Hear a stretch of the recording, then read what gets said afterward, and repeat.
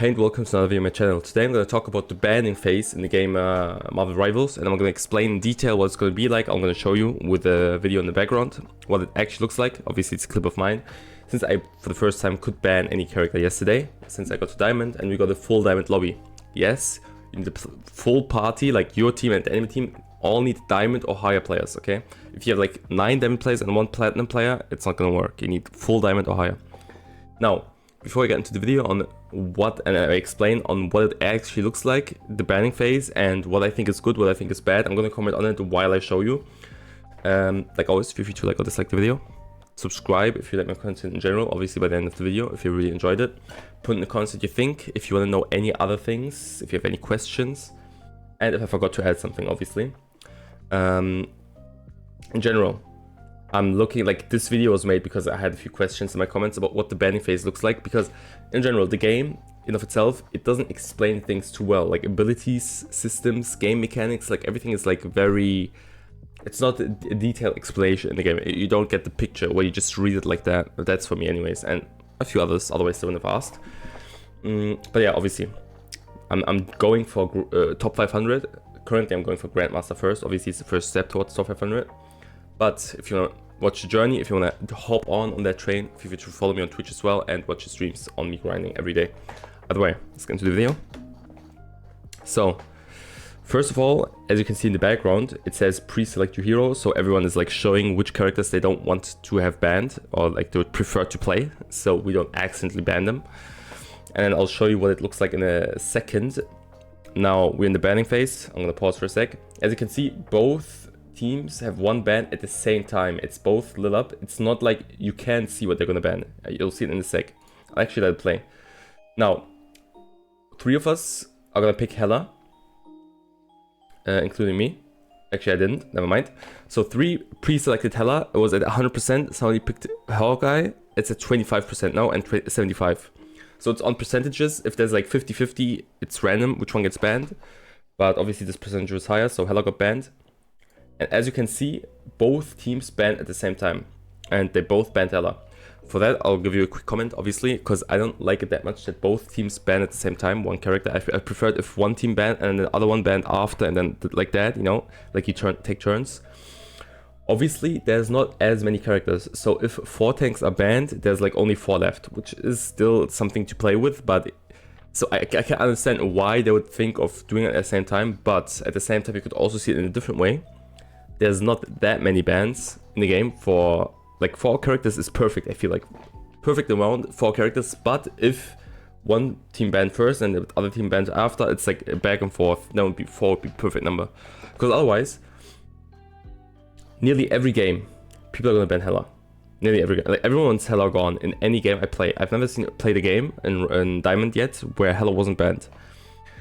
And so you could gamble and think to yourself, maybe the enemy team is going to ban Hela, and you ban something else. But if they don't ban her either, then like in the last ban, you're both going to ban her anyways.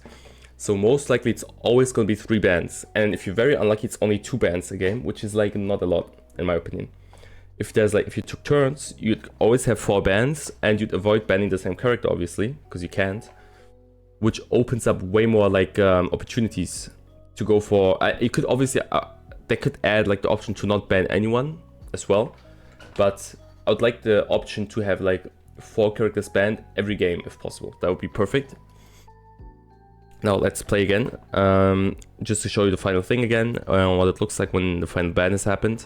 Obviously I asked for a Groot ban. You can't see chat right now, but they don't want to do it because I don't know, they're weirdos and they don't listen to me, even though I'm quite smart, I think. Okay, either way. No, this is a different version. 66, 33. No, wait, what was it in the end? Sorry, I didn't see. Because I clicked Groot and yeah, I want to see the percentages. Did I not? Oh, I didn't click on ban. Okay, that makes sense. I only like hovered over him. Okay, so you can't really see. Either way, in the end, somebody else picked Doctor Strange, so it was 75 against 25 again. And that's the whole thing. Banning phase is ended. You can just pick your hero normally. As you can see, it's just gone. You can't pick it, except for Hela. 1 or 2 comments before I end the video, because it's actually not that much info. I don't want to like spam and yap too much. One thing I really want to talk about. I really wish they would add banning phases in low elo as well. I can understand in high elo people really know how to abuse like unbalanced characters like Hela and use them to their advantage. Okay, I can understand that, yes, but I don't think it makes sense that like some guy in low rank who watches a lot of videos and sees that Hela is unbalanced for these specific reasons just gets like a free pass all the way to diamond just because he knows that, right?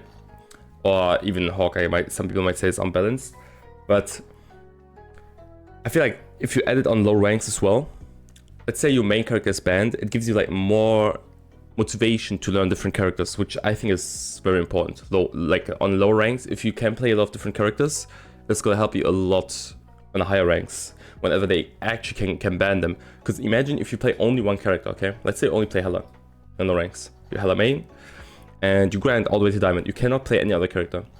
You start playing ranked games on diamond, and your character is always banned. Now you're hard stuck or you're gonna derank, and then you're gonna be stuck at a certain point, which is not fun for anyone because we're all like slow progressive, you know, rank increase in a positive way. I don't like to be stuck on a specific spot for too long. That's gonna demotivate a lot of people. So I think if you add the banning early on, and then people every now and then ban Hela in low ranks, not as much as high ranks because they obviously don't know how strong she actually is most of the time. Obviously still there's a lot of good people in the ranks that just don't play the game enough since it's just new and fresh. But yeah, if she gets banned every now and then in low ranks, you're gonna be like motivated to try out different characters. You're gonna learn them naturally, and the higher you get, the higher like the more options you have. Whenever Hela is banned, you can play this other character that you learned because you always got banned in gold or whatever, right? And you still manage to grind because and win games because obviously the higher you get, the more important it gets that you're good with your character. But I'm not like great with any character. I'm like decent, but I'm not great. And I got to Diamond 2. So you obviously can get very high just with game sense and game knowledge. But if you have like lots of characters you can play, and you grind naturally just with game sense and game knowledge, at some point your skills with the characters are going to increase as well. So whenever you're like hard stuck at a certain high rank, like Grandmaster something, you just work a bit more on those other characters that you've already naturally learned a little bit, and then you're gonna be good to go. And you're gonna grind even harder, go for even higher ranks, and win even more games. So I really hope they add that for the next season in the game. I complain a lot about roll queue, but it's less of an issue the higher you get rank-wise, really. Like, it's never really bad, because as you can see, I accidentally scrolled down. One last thing and then I'll end the video. We have a 3 DPS currently. I insta-locked. Obviously, I was saying I would change to healer if he didn't, but he just picked it without questioning it. He wanted to play DPS the whole time. The other guy was just hovering over healer because I think he was like ready to troll if you only had one healer. But 2 tanks, 2 healers, 2 DPS, I insta-locked. Like, you don't have an issue much at all. Like, this whole stream from yesterday, I didn't have any issues with it. Either way, that's the whole video. I don't want to yap for too much. So once again, thanks for watching. If you like or dislike the video, put in the comments what you think. I'm out, and yeah, goodbye. Thanks.